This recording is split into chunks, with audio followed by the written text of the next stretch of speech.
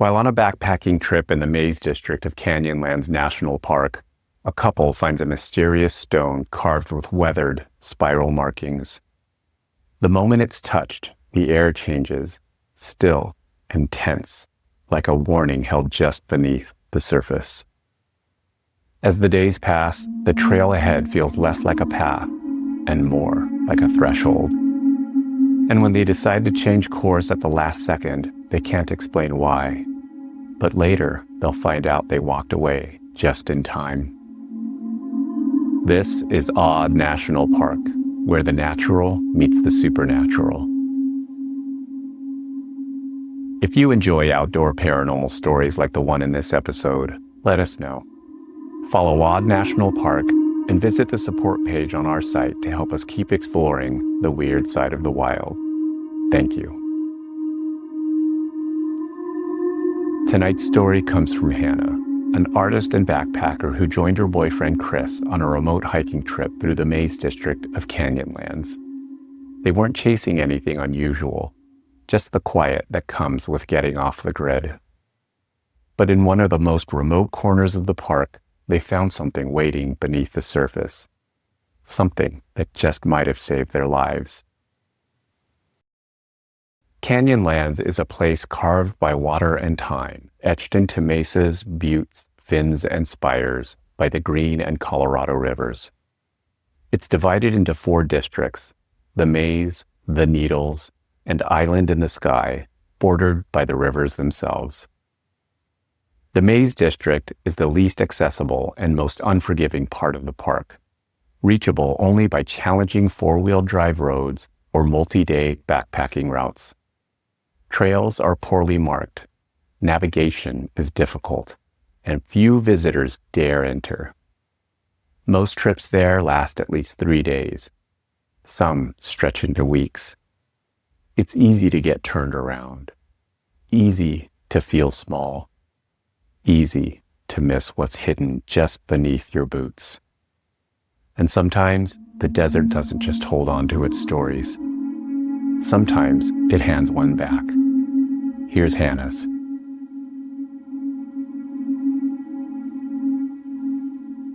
Hi, James. I'm not the kind of person who usually tells stories like this. It's not because I don't believe in strange things. It's more like because when something is strange, I think it's better left unexplained. Still, after hearing some of the other stories you've shared on your show, I thought maybe this one belonged with them. I took a backcountry trip through the Maze District of Canyonlands with my boyfriend Chris early last fall. It was his idea. He's big on navigation challenges and remote hiking loops. I was looking forward to some quiet time. I love to paint and planned on spending a few afternoons sketching sandstone curves to bring home for some inspiration. On our second day, we stopped at a bend to refill water. The creek was barely moving, just a few stubborn pools shimmering between rocks. While I was setting up the filter, Chris knelt beside the creek and pulled something from the silt. It was a flat, oval-shaped stone, smooth like it had been polished by years of flow, but with odd grooves etched into one side. Concentric curves, like ripples, or maybe eyes. They almost looked hand-carved, but weathered and old. Chris joked that it looked like a drink coaster from a sci-fi movie set. I remember laughing, but then he handed it to me and something shifted. The air around us felt thinner, quieter, like the stone had interrupted something we didn't realize was happening until it stopped. It was subtle, but I felt it in my chest. The stone felt tense, like it had a vibration just under the surface, almost humming in my fingers. It was like pressing your hand on the back of a stretched canvas. You can feel the tension even when nothing moves. I told him to keep it. At the time, it felt like a small decision. Later, it wouldn't. That night, I woke up to a faint dripping sound. At first, I thought it was condensation from the tent, but the sky had been clear for days. I sat up and unzipped the tent. The ground was dry. No rain, no dew. But the sound kept going for a few seconds longer, like something dripping. But there was no water. When I crawled back in, Chris was still asleep, but I noticed his boots were soaked. They'd been zipped inside the tent, nowhere near water, and yet they were sopping wet. I asked him about it the next morning, but he just shrugged. He thought they were still wet from yesterday when he picked up the stone from the river. Except they weren't wet yesterday, not soaking wet. And when we got out of the tent, we saw something we couldn't explain. The dry wash, empty the night before, was darkened with damp streaks, not puddles, just thin, sinuous trails of moisture snaking uphill, like the ground had been touched by moving water, but without a source.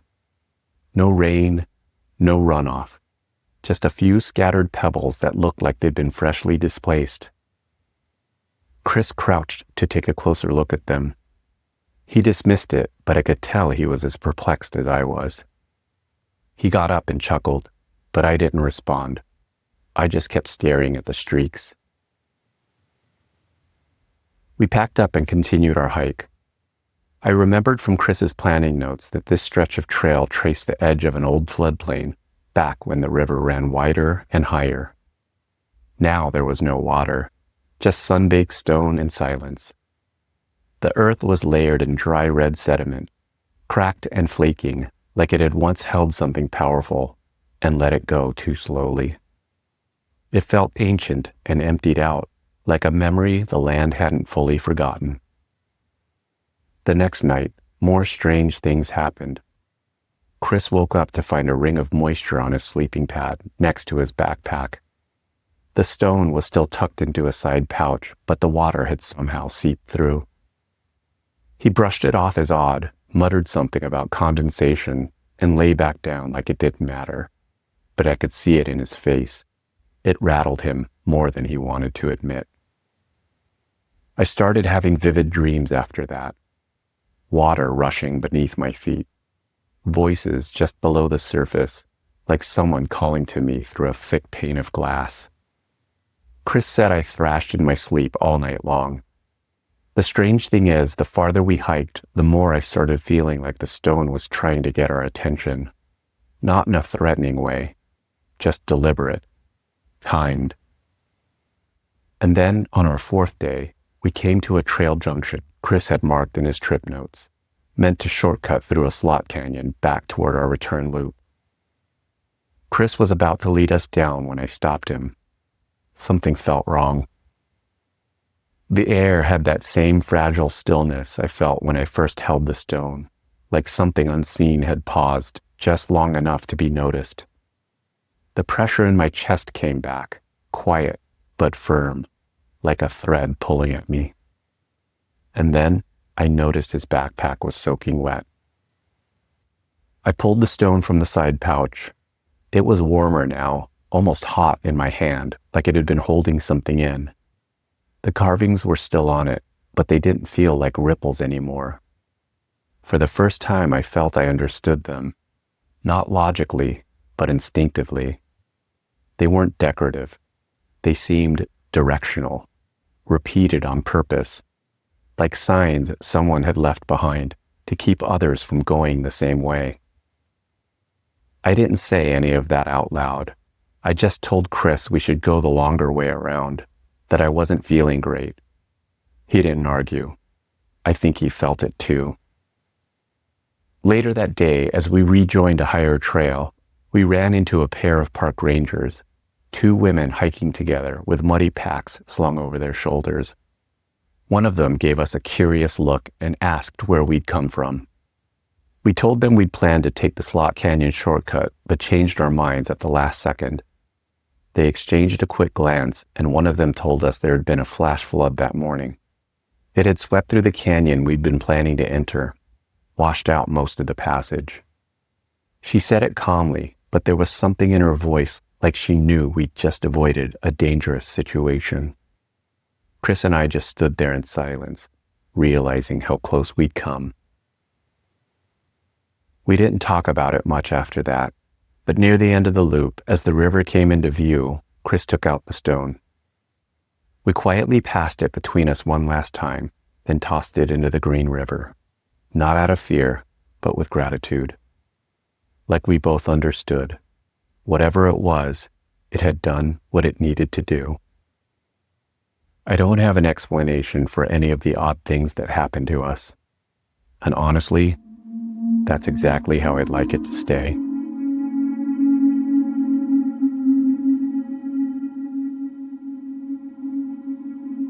Some stories don't need answers.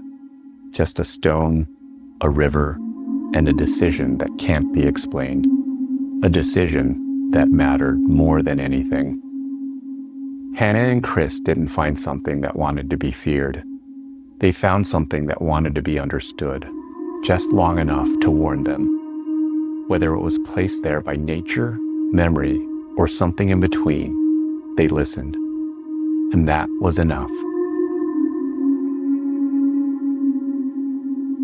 If you'd like your outdoor paranormal story featured on a future episode, head over to oddnationalpark.com to submit it using the Share Your Story form.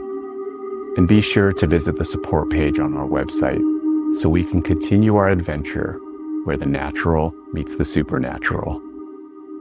Thanks as always for tuning in. I'm James, and this has been Odd National Park.